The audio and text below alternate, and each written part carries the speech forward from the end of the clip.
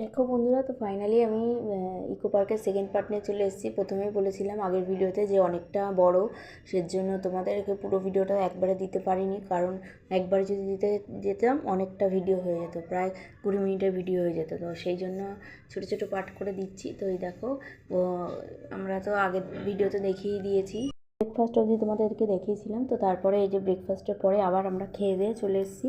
Breakfast মানে গেছিলাম অনেক বেলাতেই, প্রায় 12টা বেজে গেছিলো। তো 12টার সময় তো আর কী খাবো, তো ওর জন্য হালকা ফুলকা চিকেন প্যাটিস খেয়েছিলাম। তারপরে আমরা আবার কফি চিকেন প্যাটিস খেয়ে কফি খেয়ে আমরা আবার রওনা দিয়ে দিয়েছি ঘুরতে যাওয়ার জন্য। তো বলেছিলাম যে আগের ভিডিওতে তোমাদের যে ছেলে চিলড্রেন্স পার্কে যাবো ছেলের জন্য, সেই জন্য চিলড্রেন্স পার্কে দেখো চলে এসেছি।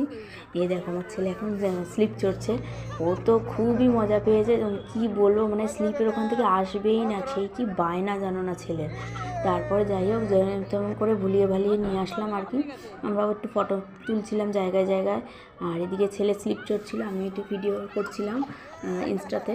তো সেই জন্য আর কি ছেলে তারপরে এইদিকে এই ফাঁকে খেলছিল। তারপরে বললাম ওর বাবাকে যে চলো এবার অন্যদিকে যাই, কারণ এখানে অনেকটাই টাইম হয়ে গেছে, আবার পুরোটা ঘুরতে হবে, হয়তো পুরোটা দেখতে পারবো না। শীতের বেলা, বড় বেলা তো নয়, ছোটো বেলা, তো সেই জন্য আর কি বাবাকে বললাম চলো। তা যাবো কি, ছেলেকে তো নিয়েই যেতে পারছি না এখান থেকে। ওই দেখো নামাচ্ছি আবার উঠে যাচ্ছে একা একা। তো যাই হোক, এখানে আবার একটু দাদু চড়াবে, দাদু চড়িয়ে তারপরে আমরা এখান থেকে বেরিয়ে যাব, কারণ এখানে বেশিক্ষণ থাকলে হবে না, পুরোটা ঘুরতে হবে। এই দেখো, ওখান থেকে আমরা চিলড্রেন্স পার্ক থেকে বেরিয়ে চলে এসেছি। এখানে হচ্ছে তাজমহলটা আছে, যেখানে তাজমহল করেছে দিল্লির। তো অনেকেই তো তোমরা জানো যে তাজমহল তো দেখতে যেতে পারে না, আসলটা আর কি দিল্লিটা। তো এখানেই তার জন্য ইকো পার্কে খুব সুন্দর একটা করেছে। আলাদা তো টিকিট করেইছিলাম, 30 টাকা ঢোকার সময়, 30 টাকা করে পার হেড টিকিট লেগেছিলো। এখানেও তাই, এখানেও টিকিট লেগেছিলো। মানে ওটা তো তোমার পার্কটা ঘোরার জন্য, কিন্তু আলাদা তোমার এখানে ঘোরার জন্য আলাদা টিকিট লেগেছিলো। তো সেই জন্য আর কি এরকমভাবে টিকিট কেটে নিয়েছিলাম এখানে। আর ছেলের লাগেনি, আমাদের 4 জনের লেগেছে। মাথা পিছু কত করে নিয়েছে আমি সঠিক জানি না, আমার বর কেটেছে টিকিট। তো আমরা এক জায়গায় এখানে দাঁড়িয়েছিলাম বাইরে, ও গিয়ে টিকিটটা লাইন দিয়ে কেটেছিল, কারণ লাইন ছিল অনেক, ওই জন্য আমরা যাইনি, বা আমার বর গিয়ে টিকিটটা কেটে নিয়ে এসেছিলো। তারপরে টিকিট কাটার পরে আমরা এখানটাতে ঢুকে তো গেছি।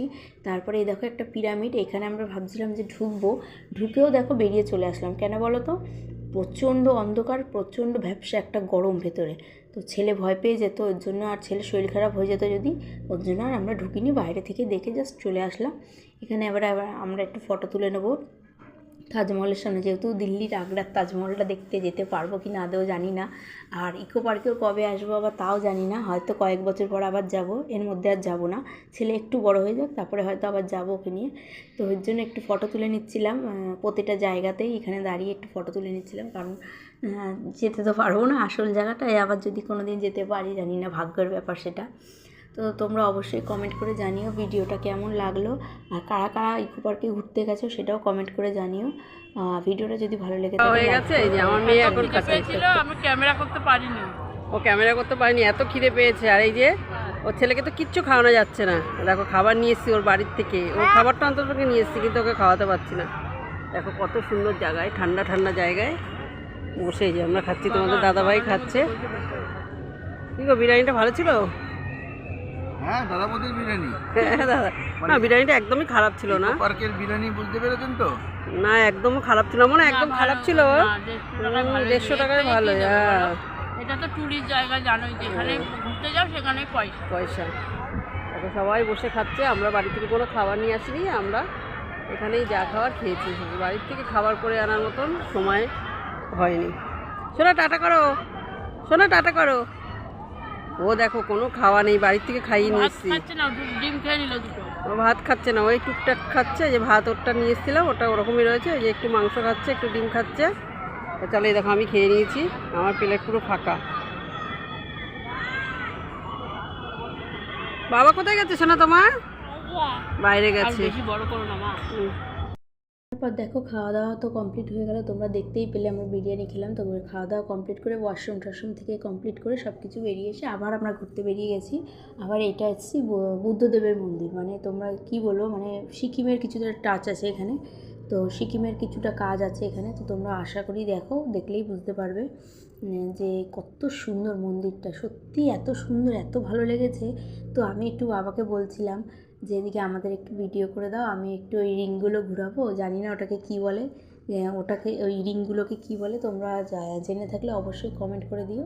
এই যে আমি বলছিলাম বাবা আমি এটা ঘুরাবো, আমাকে একটু ভিডিও করে দিও। তো তোমরা অবশ্যই কমেন্ট করে জানিও বন্ধুরা যে এটাকে কী বলা হয়, আমি সঠিক জানি না, তো আমি রিংই বললাম, যদি ভুল হয়ে থাকে ক্ষমা করে দিও। তো এই দেখো মা, আমি তো ঘুরিয়ে চলে গেলাম, তারপরে এই যে মা ঘোরাচ্ছে, বাবা একটু ভিডিও করছে।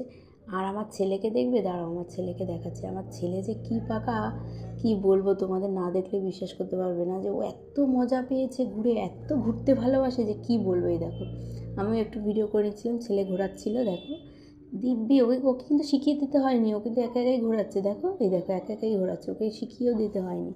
তো কি বলবো বন্ধুরা, সত্যি আমার ছেলেকে মানে ঠাকুরের কী যে দান আমি জানি না। আমার ছেলে ঘুরতে কি ভালোবাসে কি বলবো, না খাওয়া দাওয়া না কোনো জ্বালা যন্ত্রণা। কি খেয়েছে জানো, সারাদিনে দুটো ডিম সিদ্ধ খেয়েছে, দুটো ডিম সিদ্ধ খেয়ে ও রয়েছে।